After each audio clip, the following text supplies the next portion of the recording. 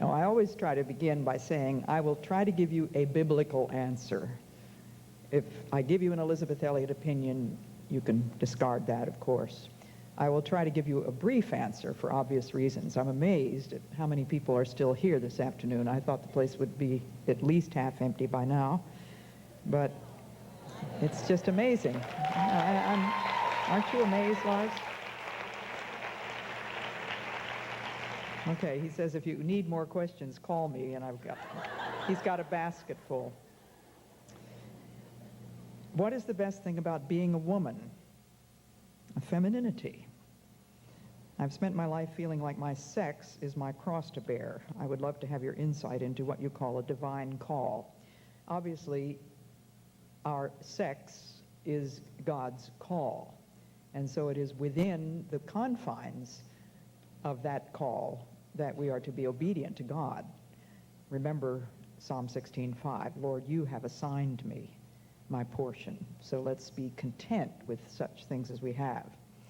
When you spoke about discipline and quoted Proverbs 3, 5, and 6, you mentioned keeping drawers and kitchen counters clear.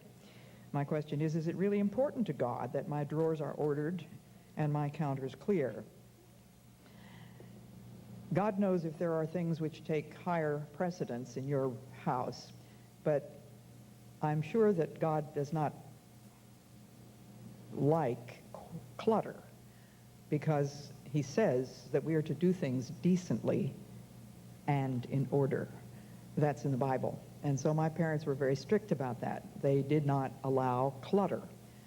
And that meant closets and drawers and putting things back in the kitchen drawer where they belonged, keeping everything where it belonged.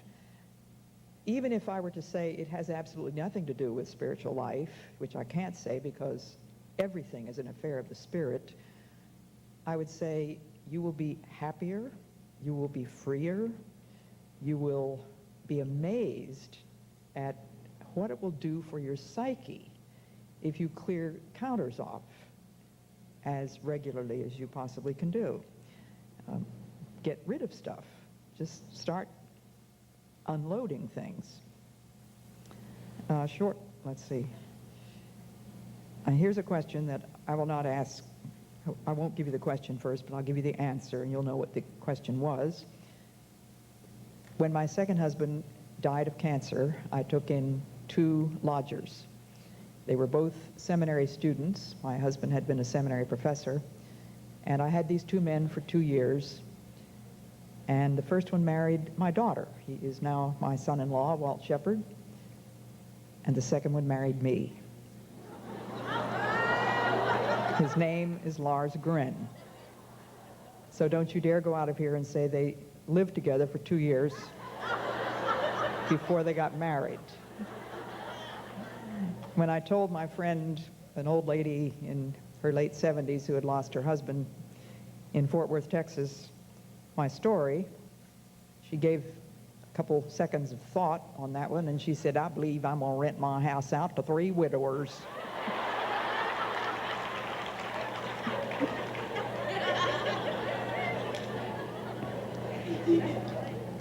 Last night you described what we need to do to have a quiet heart and the fruit or benefits that result, but how would you describe a quiet heart? It's a heart that's not upset and not worried. What counsel would you give for someone who feels they know more about God than actually knowing him in a relational way? It doesn't do you any good to know about God unless you start obeying. So the counsel that I would give that person is start doing the one thing that God is telling you to do now. Maybe it's loving your husband. Maybe it's cleaning your counters off. Now, I don't mean to be telling you that is to be the paramount thing in your life, the cleaning your counters off. But what does it mean to do things decently and in order? And if you read the description that God gave to Moses, the pattern of the tabernacle, everything is done in perfect order. And it was to be done that way every time. But it's in the New Testament, of course, that the verse is, it says things are to be done decently and in order.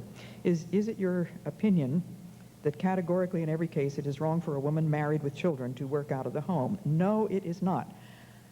So many rumors go around about things that people think they've heard me say. I have never said that it's wrong in every case. God knows your case. Anybody would agree, I think, that it would be best for children to have their mother rather than somebody else taking care of them. But we live in a fallen world, and all sorts of things have messed things up. So you know if God is calling you to work, but I would also urge you to pray about the possibility that God might have something else in mind. I've had some wonderful letters from women who were sure that there was absolutely no way that they could quit their job. And their husbands didn't think there was any way, and through prayer and fasting, they have found an answer. One family was able, within less than a week, to sell their house and get another house with exactly the same square footage for half the price. And that enabled the mother to stay home. Do you have any words of wisdom for single mothers in regards to discipline with limited time, making the most of my time with my child? It seems to me that that's fairly simple, not necessarily easy. If you have to work, then whenever you are at home, try to have your child with you. If you're working in the kitchen, or you're cleaning the bathroom, or you're doing the laundry, have the child there and just be with your child as much as you possibly can, and do everything you can to assure the child that you love him. If you could name one, maybe two things that your parents did right, what would they be? They understood authority. My father was under the authority of Christ. My mother was under the authority that Christ had assigned to my father. And all of us children were certainly very much aware that we were under the authority of our parents. One thing that my parents would never do was to break a promise. If they told us that they would take us to the park on Saturday, they took us to the park on Saturday, unless there was some absolutely unavoidable reason that cropped up that made it impossible. But also, if they told us to do something and we didn't do it immediately, then we were punished, because delayed obedience was treated as disobedience. It was no good for us to say, but I was just going to. You know, my mother had a little switch about 18 inches long that she kept in every room, over the door in every room. And that little switch we knew would be used if we did not obey the first time they spoke. Not the second, not the 10th, and certainly they never indulged in that foolishness of time out or countdowns. When you do that, think about this. When you do that, you are training your child to delay obedience. So it'll simplify your life if the child does what you tell him to do the first time. I tell myself to stop nagging my husband, to stop telling him that he didn't do this or that correctly, but I continue to tell him all the things he does wrong. Well, there isn't any question on that one, and so I think that person knows exactly what she's got to do. Stop nagging. What is the most effective means of combating the self-focus that comes with PMS and its various manifestations: depression, self-pity, doubts about God, irritableness, fatigue, self-hatred, shame? I need an aid for persevering. Well, I'm afraid you're asking the wrong lady, because I have never had any effects of PMS in my whole life. I don't know what that's like. And the only effect that I had of menopause was hot flashes. I appreciated that one about I'm sleeping without a gown.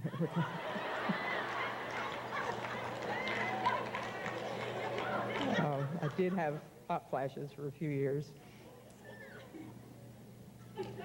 And PMS is something that was never thought about in my youth.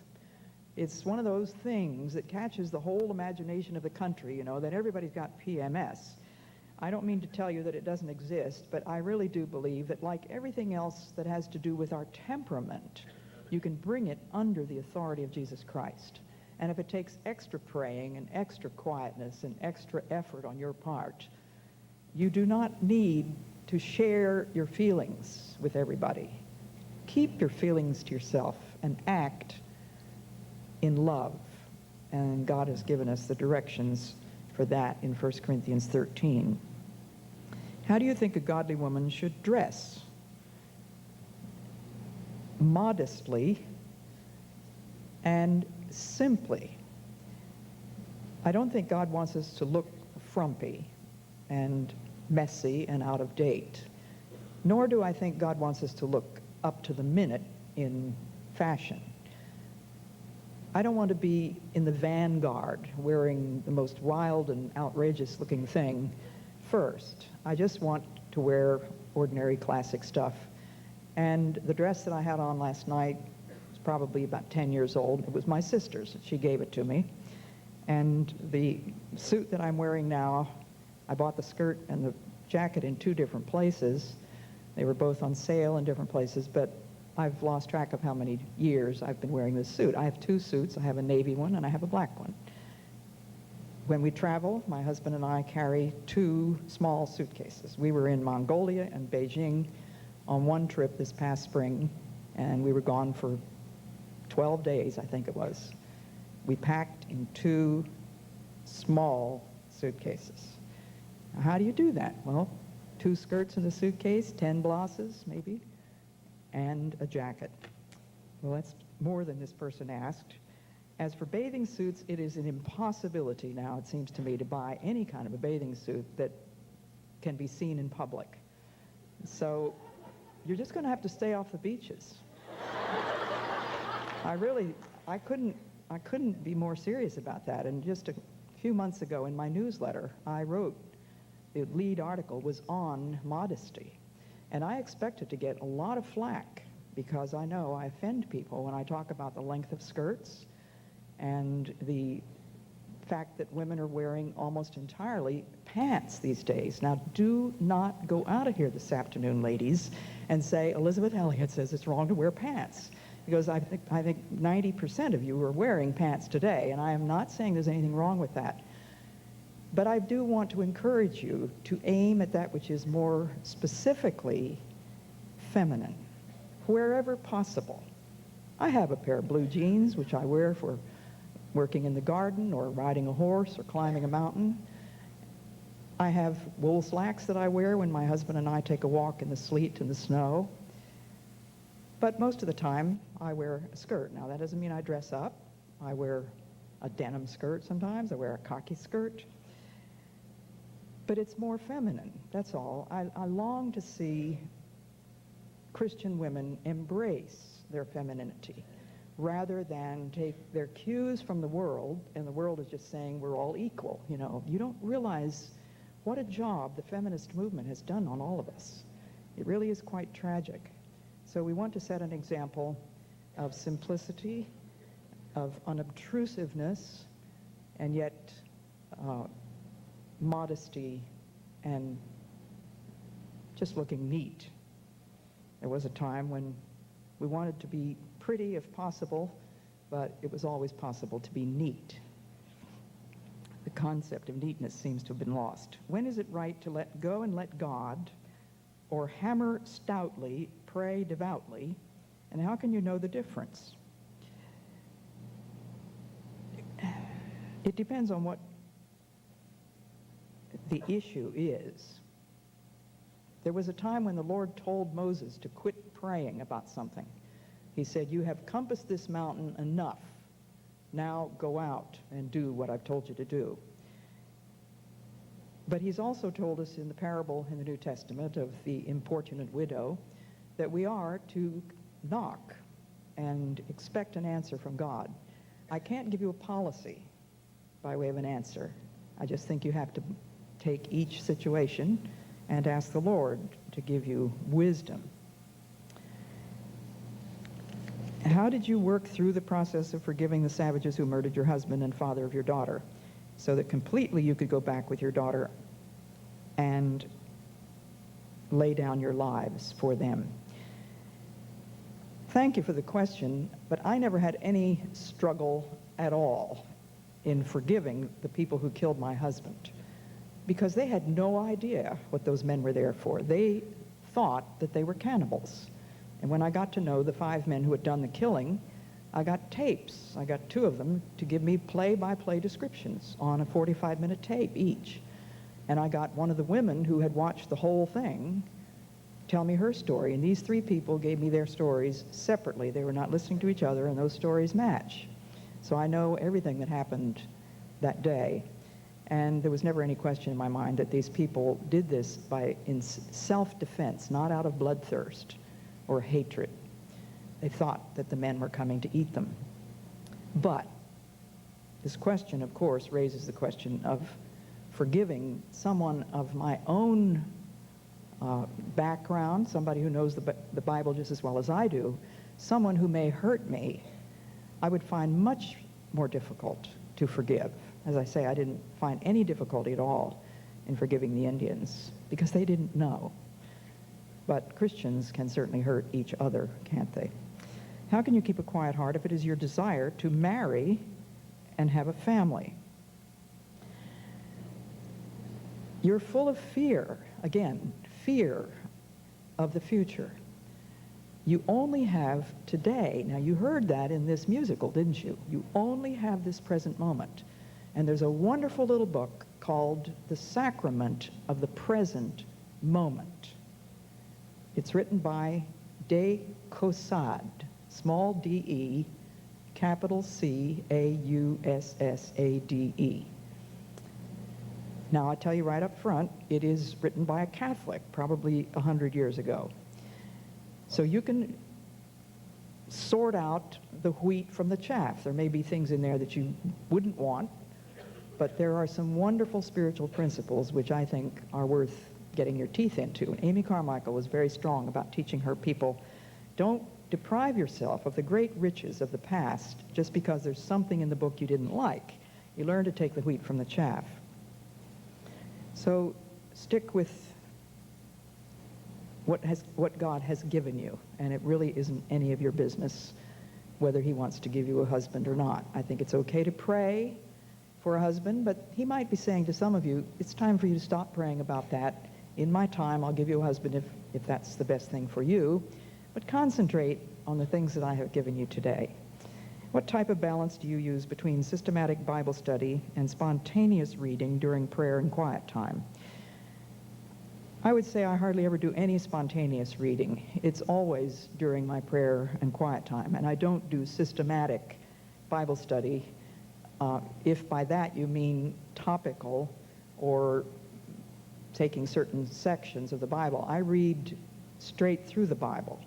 Right now I'm reading 1 chapter in the Old Testament and 1 chapter in the New, just in sequence. What are the qualities that you have observed that consistently characterize staying the course of the Christian walk over the long haul of life? It comes down to something as simple, but not easy, but as simple as trusting God. The people who have most deeply influenced my spiritual life have been people who have suffered. Every single one of them has been a person that has suffered, and I think if you try to tot up the names of the people who have had the deepest influence in your life, you're going to find out that they've been people that have suffered. But in that suffering, they have learned to trust and obey. So the long haul is not going to make any difference. I mean, this musical was loaded with spiritual truth. Yes, you saw all these different stages, but the long haul, God is there through every single one of them. And he's going to give you joy in every single one of them. How old was she when she became a Christian? I presume this means how old was I? I have no idea when I became a Christian. I'm like probably thousands of others who can't remember any time when they didn't love Jesus. And because we grew up in such a strong Christian home, I'm assuming that there was a time when perhaps at my mother's knee or my father's knee, I said, I want to say yes to Jesus. But as far as I know, there isn't any specific date. You are a woman who has walked through the death of 2 husbands. Have you not been shaken in your faith? Well, I told you 4 things that shook me in my very first year as a missionary. the murder, the death, the robbery, and the flood. Yes, they shook me. And there are times in our lives when everything which is shakeable gets shaken. But God is still there. He's still got the whole world where? In his hands. He hasn't let go of us. Underneath are the everlasting arms. If you are to trust God and yet know that he may choose to take your loved ones from you, how do you not fall into fear of the future?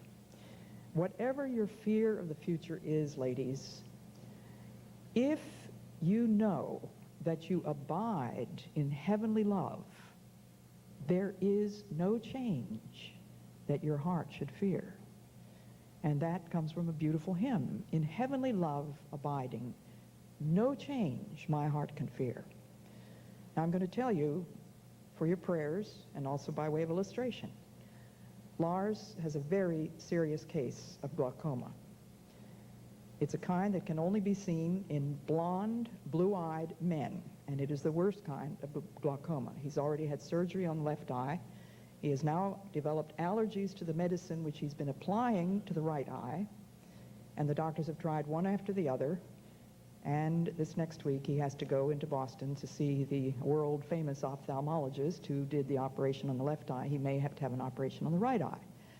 Now, of course, both of us are aware that someday he might be blind, that this operation, which is a very risky one, happened to come out perfectly well in the left eye.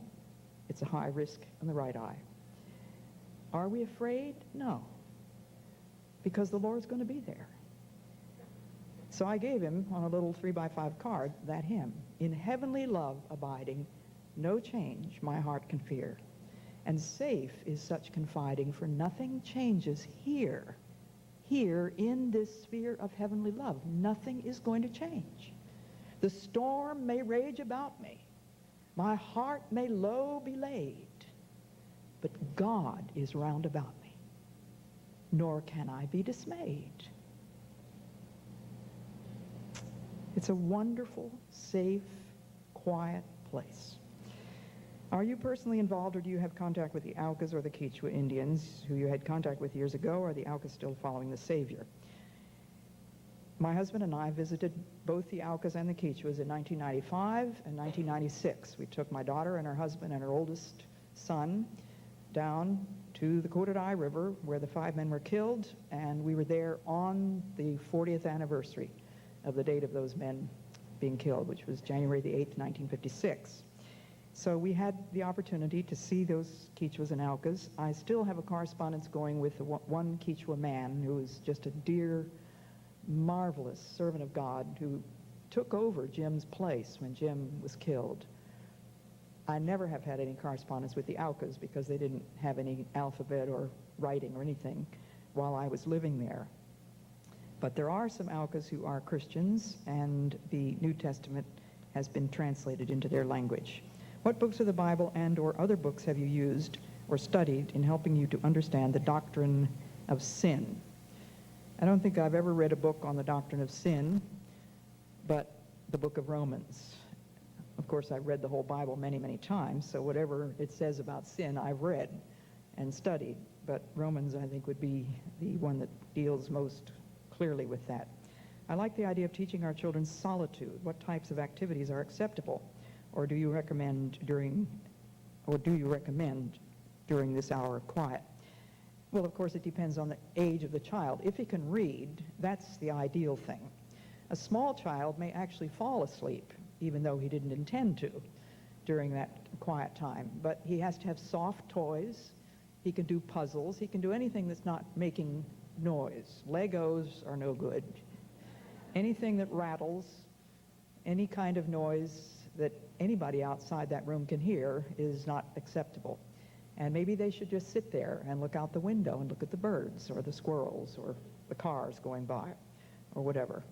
It's amazing what little children, how they can occupy themselves. And of course, a small child is still looking at the world around him. You can always give a small child picture books And I think Mother put books in our cribs before we even were out of the crib. We grew up with books, and the Beatrix Potter books were our very favorites, and we had them all practically memorized, and A.A. Milne, wonderful things for little children. I am a first-year teacher, 7th grade, in a public middle school. In the midst of the responsibilities I have, planning, grading, disciplining, parent communicating, I lose my focus and motivation to influence my students toward the higher goal of, can't read the word. What is your inspiration for teachers? We're all meant to be teachers in one way or another, but your profession is a teacher. So you have a marvelous opportunity to exhibit the life of Jesus in that classroom, even though if you're working in public school, you are greatly hampered about things that you can say. But, you know, there's a difference, a very big difference between the non-Christian and the Christian. So just ask the Lord each day to give you a love for those children and wisdom in knowing how to treat each one who needs any kind of special treatment. Can you please let us know about some of Amy Carmichael's books and poetry? The only one I'm aware of is If. Yes, in the back of the biography, there are 14 books listed, and all 14 of those books are written by Amy Carmichael, and they are in print. Most Christian bookstores do not carry them, and it just makes me furious. But I'm always trying to tell people, just go into your Christian bookstore, tell them to call Christian Literature Crusade in Fort Washington, Pennsylvania. That is the publisher. And there are 14 books. They are worth their weight in gold. I tell people, quit reading Elisabeth Elliot, start reading Amy Carmichael, and you will be way ahead. She's taught me just about everything I know besides what my parents taught me and that amazing headmistress of the school. My Christian walk is characterized by bursts of enthusiasm in reading my Bible, communing with the Lord throughout the day, and following him, followed by periods of failure. How do I get past this point to have a more consistent, faithful walk with God? You must choose to arrange time with God. God has given you a will to choose. God is not going to do it for you. He is not going to push you out of bed in the morning. The precedent, not president, the precedent for getting up early in the morning is repeated again and again in the scriptures. The psalmist said, early in the morning will I lift up my voice. Jesus got up a great while before day. My father got up between 4:30 and 5. You must arrange your time. You can make those choices. God is not going to do it for you. How could you and your daughter go back to the same tribe of Indians who killed your husband and live with them? It really wasn't hard. I couldn't imagine how it would happen, but when God arranged things so that we could, we went. And I loved those 2 years that we had there. Only 2 years with the Aucas. Now, I spent 8 years with the Quichuas, 1 year with the Colorados. I was in Ecuador 11 years altogether. But it was not difficult. And Valerie is often asked if she feels deprived because she grew up in such a Stone Age primitive people. We were 3 days by trail and canoe from the nearest mission station. So if there'd been any kind of an accident or illness, there isn't any way in the world we could have gotten medical help. But the Lord preserved us through all of that. And when Valerie is asked, don't you think you were deprived, she just laughs. She says, I'm the luckiest child in the world. And her husband grew up in Africa. His parents were missionaries there, and he has the same opinion. What reading would you recommend that I go through with my 2 teenage daughters that would foster their hunger for God and help continue their maturing in Him? Could you recommend authors or specific books? I want nitty-gritty issues, building books, and not fluff. Well, of course, modesty should forbid me to mention my own books. But I would certainly recommend Passion and Purity and Let Me Be a Woman. Those books are meant for young women. Let Me Be a Woman was my wedding present to my daughter Valerie, so I wouldn't give it to your 13-year-old, but I certainly would give it to your 17-year-old, 18-year-old. And Passion and Purity, you know your child, so you know best when that child needs to be strongly warned against the dangers of sexual intimacy. But then there are lots and lots of other Christian books for young people. I wish I had them on the tip of my tongue, but I really don't know much about what's coming off the presses today. I stick with the old books. So, thank you. My husband's down there saying missionary biographies. I do have a list of missionary biographies, so I'm sticking my neck out again to say if you would like that, then you have to give Lars your name and address and put down Miss period bio G period, and we will send you that copy. Or we can send it to one person here, maybe, huh? We'll send it to Carolyn. How do I or can I get a copy of the prayer that was on the ceiling of the cottage you visited? Well, that's been up here all afternoon. Sleep sweetly in this quiet room. So there are lots of copies around, I'm sure. I thoroughly enjoyed your book, Passion and Purity. I was wondering about the time that you and Mr. Elliot went and spent a day in the woods together. I personally thought that if you were so attracted physically to each other, why would you go to such a secluded place alone?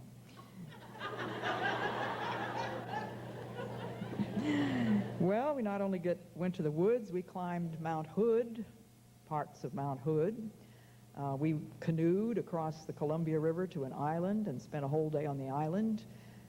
But if you've read Passion and Purity, you know that the whole thing began in a park in Wheaton, Illinois, when Jim had told me that he loved me. And that day, it was all settled before God that we were going to keep our hands off each other.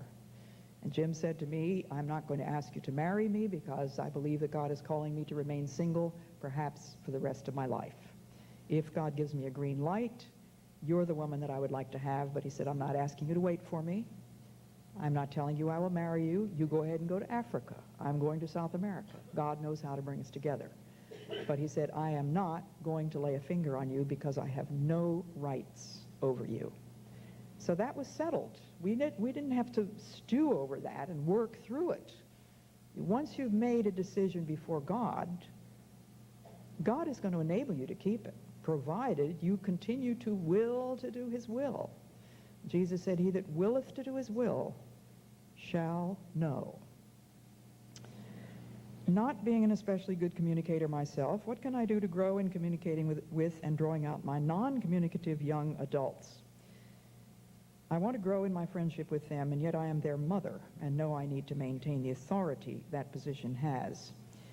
First of all, pray that the Lord will give you the ability and the time and the place to communicate with your children. Perhaps you can take each one out for lunch or something by yourselves. That's a special time. Suggest readings for them. I think one of the most important things our parents did was to read to us. My father used to gather us all in the living room, and he would read out loud to us at times. And he would often bring quotations and books and things to the table to read to us. I really don't think either one of them ever thought, how can I communicate with these 6 children? I don't think that crossed their minds.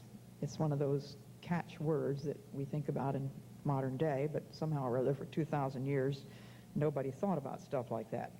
You just do what ought to come naturally and talk to your children, talk with your children.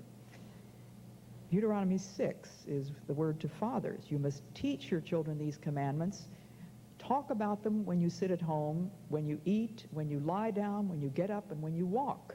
Talk about these things. Deuteronomy 6. How do I balance being a homeschooling mom of 5 children, serving my husband, and keeping a neat, orderly home? Takes discipline, doesn't it? And you might find my book helpful, Discipline, the Glad Surrender. Balance questions I cannot answer because you have to find the balance on your knees before God. God will tell you which is the most important thing for today. But we are procrastinators, aren't we? And I just heard one of these experts on the TV the other day said that people who accumulate clutter are people who postpone decisions. Nobody really likes clutter. Why is it there? Because they can't make up their minds.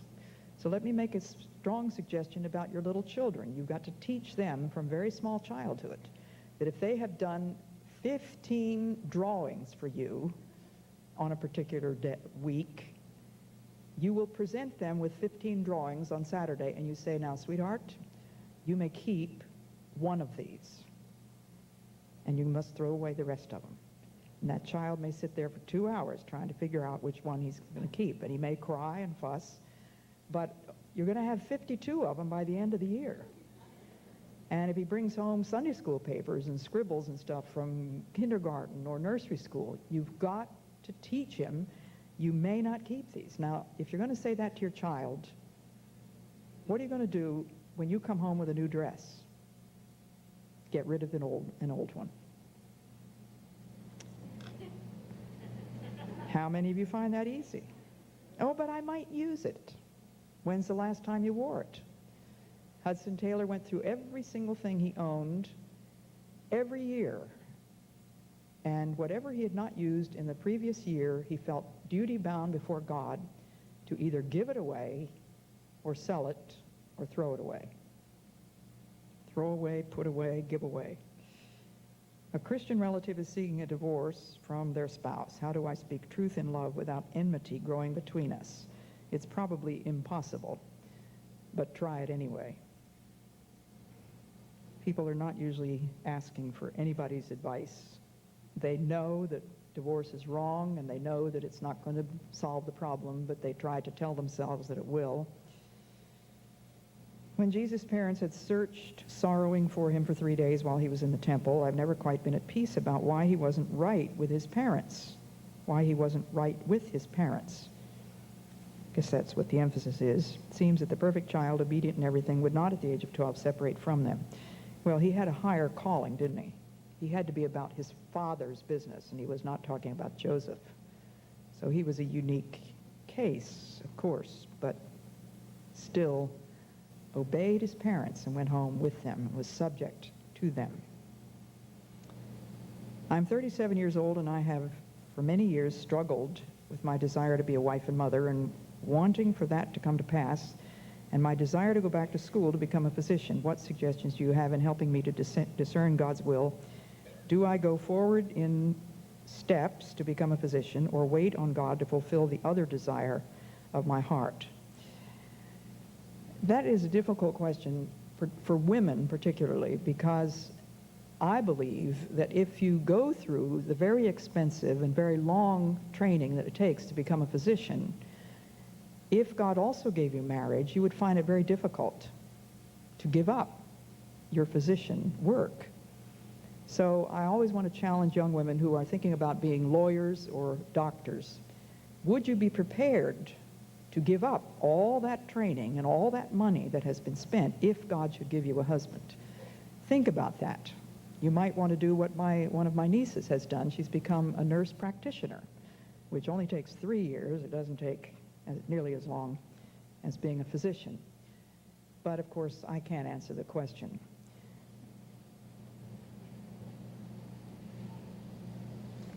Mrs. Elliot, do you think it is wrong for a woman to get married at 18 years old, or do you think she should wait until she is older? Almost everybody was married by the time they were 14 or 15 in Jesus' time. Joseph was probably much older than Mary, but scholars tell us that Mary would undoubtedly have been either anywhere from 13 to 15 when she was betrothed to Joseph. She was a child. Our society has changed so radically that everything is postponed, including clutter. In my day, it seemed to me that all my friends got married right out of college. I felt as though I was the typical old maid. I didn't get married till I was 26 years old. My grandfather graduated from college, got a job, and got married all in 1 year when he was 21 years old, and that was not at all unusual. So I would certainly not say it's wrong for a woman to get married at 18. I know some cases where an older man, a man in his mid-20s, has fallen in love with a 16-year-old high school girl, very lovely girl. Her parents and his parents both think it would be an excellent match, but not quite yet. So they're asking both of these to wait until she's at least 18. So 18 has always been considered adulthood for a woman. How did life in the jungle affect your daughter, then and now? She absolutely loved it. And she would love to raise her children as simply as possible. Well, here comes my husband. You're giving me 5 minutes. How would you help your brother and his wife who are not following the Lord and seemingly hate each other? This obviously weighs heavily on me. If your brother is actually asking for help, that's a wonderful opportunity to point out that help comes from the Lord. And he needs to learn to love his wife as Christ loved the church. Now, if he's not following the Lord, that's not going to make any sense to him. But we have a wonderful testimony of a man whose marriage was completely transformed.